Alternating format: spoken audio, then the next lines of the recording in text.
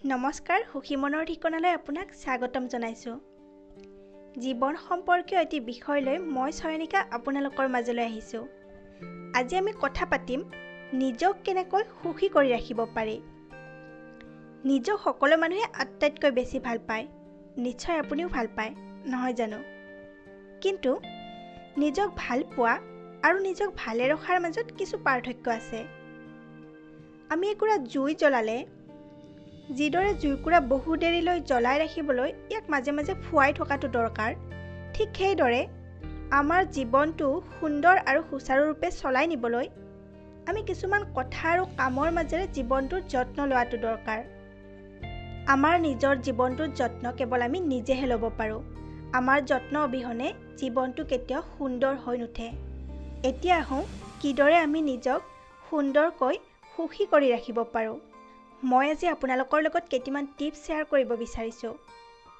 এই টিপছকেইটি আপোনাৰ জীৱনত ব্যৱহাৰ কৰিবলৈ আপোনাৰ কোনো টেলেণ্টৰ প্ৰয়োজন নহয়। প্ৰয়োজন হ'ব মাথো আপোনাৰ মনৰ ইচ্ছা শক্তি, আগ্ৰহ আৰু অভ্যাসৰ। আহকচোন এতিয়া টিপছকেইটিৰ বিষয়ে কথা পাতোঁ। প্ৰথম টিপছটি হৈছে এটি সুন্দৰ পুৱাৰে দিনটোৰ আৰম্ভণি।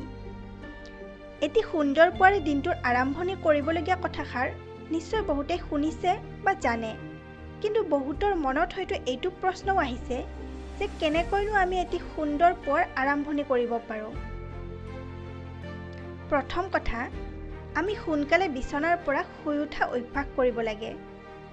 ৰাতিপুৱা সোনকালে উঠা অভ্যাসে আমাৰ দেহৰ লগতে মনটো গোটেই দিনটোলৈ ফৰকাল কৰি ৰাখে। সোনকালে উঠাৰ লগে লগে আমি পুৱাৰ কামখিনি কৰিবলৈ যথেষ্ট সময় পাওঁ। ফলত পুৱাৰ নিজ নিজ কামখিনি খুব আৰামেৰে কৰি আমি কোনো প্ৰেছাৰ নলোৱাকৈ দিনটোৰ আৰম্ভণি কৰিব পাৰোঁ।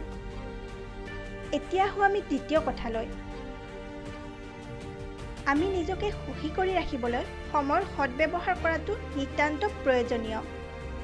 কৰিবলগীয়া কামবোৰ পেলাই নথৈ সময়ৰ কাম সময়ত কৰিলে আমাৰ মূৰত কামৰ কোনো ধৰণৰ প্ৰেছাৰ নাথাকে। ফলত মনটোও ভাল হৈ থাকে। অযথা খঙেও আমাৰ জীৱনত অশান্তিৰ সৃষ্টি কৰিব নোৱাৰে। আনহাতে আপুনি সদায় নিজৰ কৰ্মক্ষেত্ৰত সময়মতে উপস্থিত থাকিবলৈ চেষ্টা কৰক।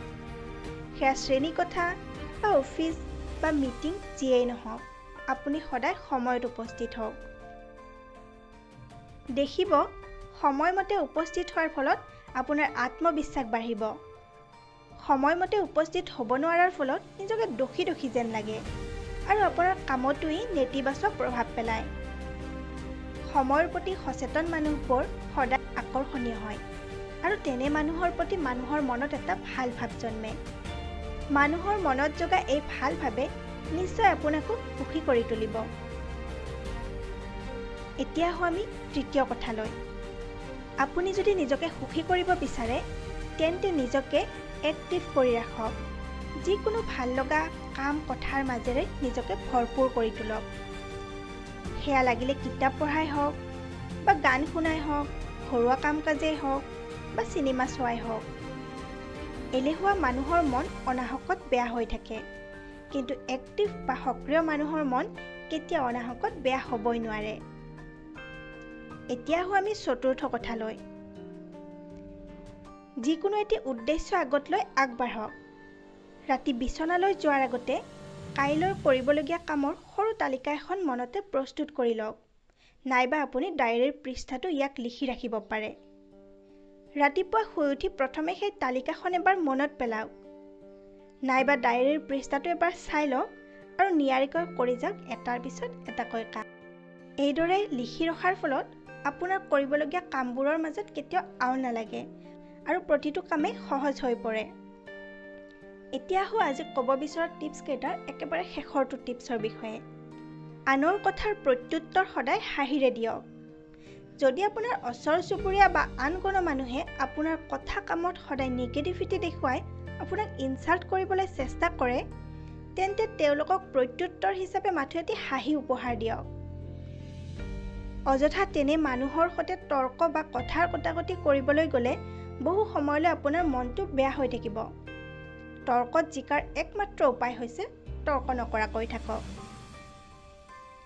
মই মোক সুখী কৰি ৰাখিবলৈ সদায় এই টিপছকেইটা ব্যৱহাৰ কৰি আহিছোঁ। মই আগতেই কৈছোঁ, এই টিপছকেইটি আপোনাৰ জীৱনত ব্যৱহাৰ কৰিবলৈ কোনো টেলেণ্টৰ প্ৰয়োজন নহয়, মাথো প্ৰয়োজন হয় আপোনাৰ মনৰ ইচ্ছা শক্তি, আগ্ৰহ আৰু অভ্যাসৰ। আপুনি যদি আপোনাক ভাল পায়, বলকচোন আজিৰ পৰাই নিজক ভালে ৰখাৰ অৰ্থাৎ সুখী কৰি ৰখাৰ চেষ্টা আৰম্ভ কৰি দিওঁ।